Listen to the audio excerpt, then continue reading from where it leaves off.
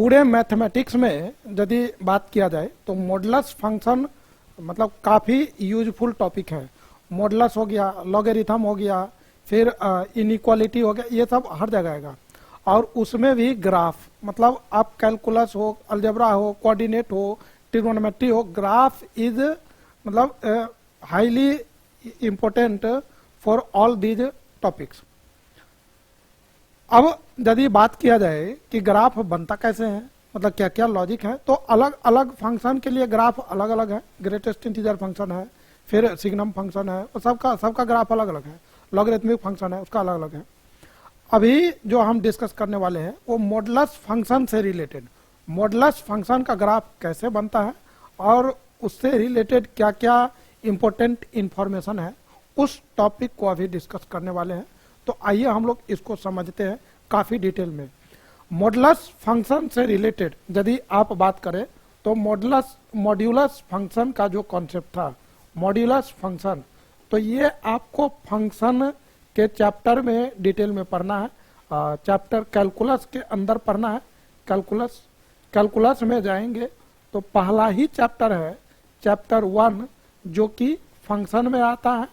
और ये फंक्शन आपको दोनों जगह पढ़ना है, 11th में भी पढ़ना है और 12th में भी पढ़ना है।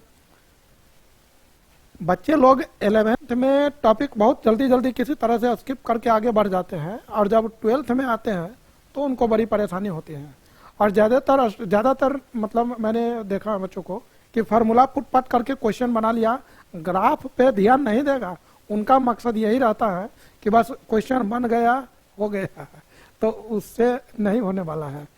मतलब वो छोटा मोटा क्वेश्चन तो बन जाएगा, कोई दिक्कत नहीं है, लेकिन जब आप बड़े स्केल पे काम कर रहे हैं और थोड़ा डेप्थ में जाना चाह रहे हैं तो मतलब आपको ग्राफ आना चाहिए।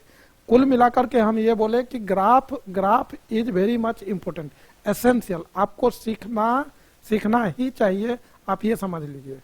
आइए इसको हम समझते हैं कि कैसे मतलब इसको समझते हैं। सबसे पहले तो मॉडुलस फंक्शन का जो कॉन्सेप्ट था वो आपको याद होना चाहिए। बहुत ही बेसिक कॉन्सेप्ट था, मतलब बेसिक आप कह सकते हैं।